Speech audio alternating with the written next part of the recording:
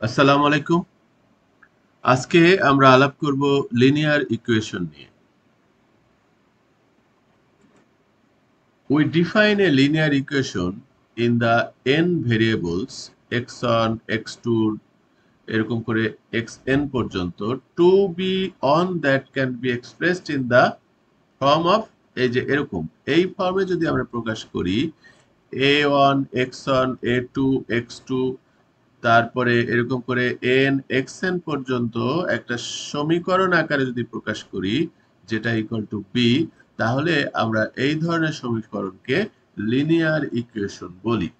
আচ্ছা, এখানে একটা জিনিস খেয়াল করলে দেখা যাচ্ছে এই যে চলকগুলি আছে x one x two dot dot dot x n, এই চলকগুলির সাথে কনস্ট্যান্ট থাকবে।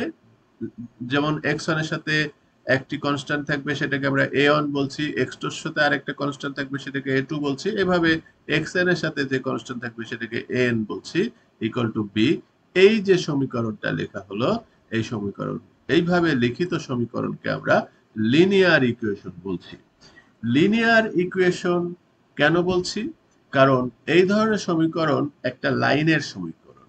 লিনিয়ার এর শব্দের মধ্যে এই যে লাইন শব্দটি কিন্তু আছে। তার মানে লিনিয়ার ইকুয়েশন দিয়ে সব সময় আমরা একটা লাইন ড্র করতে পারবো বা লাইন আঁকতে পারবো।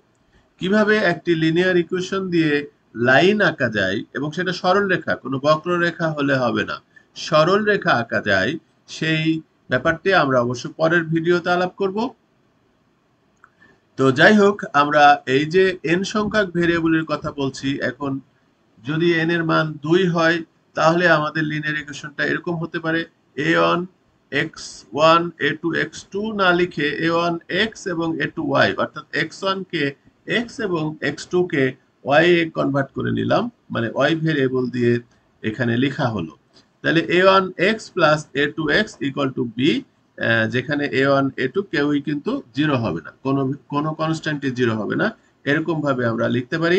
আবার যদি n এর মান 3 হয় তাহলে a1x plus a2y plus a3z, এভাবে আমরা লিখতে পারি ইকুয়াল টু বি, এভাবে আমরা লিখতে পারি। এগুলি সবগুলোই হলো লিনিয়ার ইকুয়েশন। তাহলে লিনিয়ার ইকুয়েশনের ভিতরে আমরা যদি অবজার্ভ করি তাহলে দেখা যাচ্ছে যে এর মধ্যে সবসময় ফার্স্ট পাওয়ার থাকে, চলকগুলির ফার্স্ট পাওয়ার থাকে, এবং চলকগুলি কখনো কোনো লগারিদম হয় না, এক্সপোনেনশিয়াল হয় না, কোনো পাওয়ার হবে না, এবং এগুলি একই চলক কিন্তু বারবার আসবে না। এগুলি হলো লিনিয়ার ইকুয়েশনের বৈশিষ্ট্য। যেমন এখানে দেখেন যে প্রথমটাতে যদি দেখি x plus three y seven, এখানে দুই রকমের চলক, একটা এক্স একটা ওয়াই, এবং দুটার সাথে কিন্তু আমাদের কনস্ট্যান্ট আছে। বলবেন এই এক্স এর সাথে কি কনস্ট্যান্ট আছে? অবশ্যই ওয়ান আছে, যার সাথে কিছু না থাকে তার সাথে ওয়ান আছে, এবং ওয়াই এর সাথে কনস্ট্যান্ট আছে থ্রি, ইকুয়াল টু সেভেন। এটাকে আমরা লিনিয়ার ইকুয়েশন বলবো, কারণ উপরে যে কথাগুলি বললাম সবগুলি এখানে ফলো করা হয়েছে। তারপরে এখানে যদি চিন্তা করি, দ্বিতীয়টা যদি দেখি যে এক্স ওয়ান এর সাথে কনস্ট্যান্ট আছে ওয়ান, এক্স টুর সাথে কনস্ট্যান্ট আছে মাইনাস টু, এবং এক্স থ্রির সাথে কনস্ট্যান্ট আছে মাইনাস থ্রি, এক্স ফোর এর সাথে আবার কনস্ট্যান্ট আছে অন। তাহলে দেখেন প্রত্যেকের সাথে কনস্ট্যান্ট আছে এবং প্রত্যেকটি চলক কিন্তু, চলকের পাওয়ার কিন্তু ফার্স্ট পাওয়ার।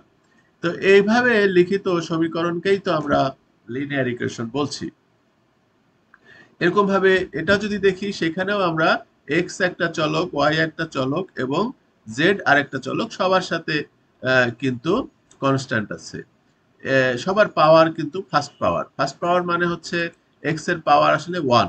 ওয়ান ওয়ান পাওয়ার হলে সেটা তো আর লেখা লাগে না, সেটা খালি রাখতে হয়। সো এভাবেই হয়ে যাচ্ছে। তাহলে লিনিয়ার ইকুয়েশন হবে না কোনগুলি? যদি ধরেন আমরা এখানে নিচে লক্ষ্য করি যে এটা একটা ইকুয়েশন কিন্তু এটা লিনিয়ার ইকুয়েশন না। কেন?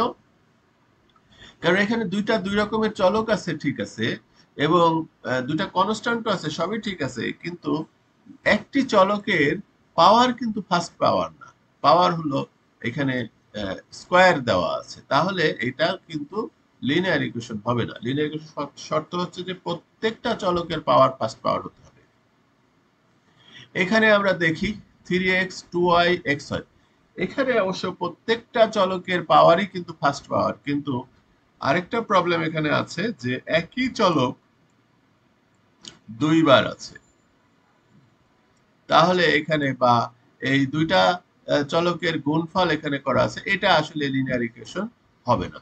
আবার এই যে একটি চলকের সাইন করা আছে, একটি চলকের সাথে সাইনের মান দেওয়া আছে, এটাও লিনিয়ার ইকুয়েশন হবে না। একটি চলককে রুট করা হয়েছে, এটাও লিনিয়ার ইকুয়েশন হবে না। তাহলে আমরা লিনিয়ার ইকুয়েশন হওয়ার যে শর্ত, সেই শর্তটা আমরা বুঝতে পারলাম যে, আবারও যদি বলি তাহলে কোন চলকের কোনো পাওয়ার বা রুট বা কোনো সাইন বা লগারিদম এগুলি হবে না, এক নম্বর কথা। দুই নম্বর হলো একই চলক বারবার থাকবে না। তিন নম্বর কথা হচ্ছে যে চলকের যে পাওয়ার থাকবে সেটা সবসময় ফার্স্ট পাওয়ার হবে, ফার্স্ট পাওয়ারের বাইরে এটা হতে পারবে না। আর ফর্মটা থাকবে এরকম, এই যেভাবে আর কি বলা হচ্ছে। হোমোজেনিয়াস লিনিয়ার ইকুয়েশন কাকে বলে?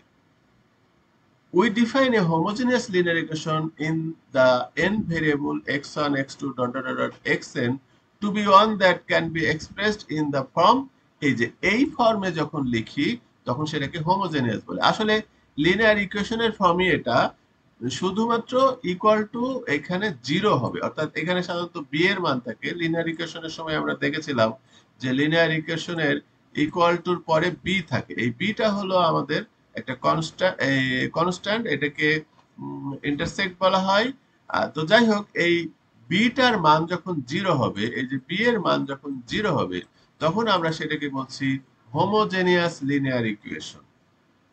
উদাহরণ যদি আমরা দিই তাহলে 2x 2y minus 4z equal to 0, এই ইকুয়েশনটা কিন্তু লিনিয়ার ইকুয়েশন এবং এটা হোমোজেনিয়াস লিনিয়ার ইকুয়েশন। তাহলে নন হোমোজেনিয়াস লিনিয়ার ইকুয়েশন কি হবে? বি এর মানটা 0 হবে না, বরং বি এর মানটা কোনো সংখ্যা হবে। উদাহরণ যদি আমরা দিই তাহলে দেখতে পাচ্ছি 2x 3y 4z সমান সমান 5, এটা কিন্তু হোমোজেনিয়াস না, বরং নন হোমোজেনিয়াস লিনিয়ার ইকুয়েশন।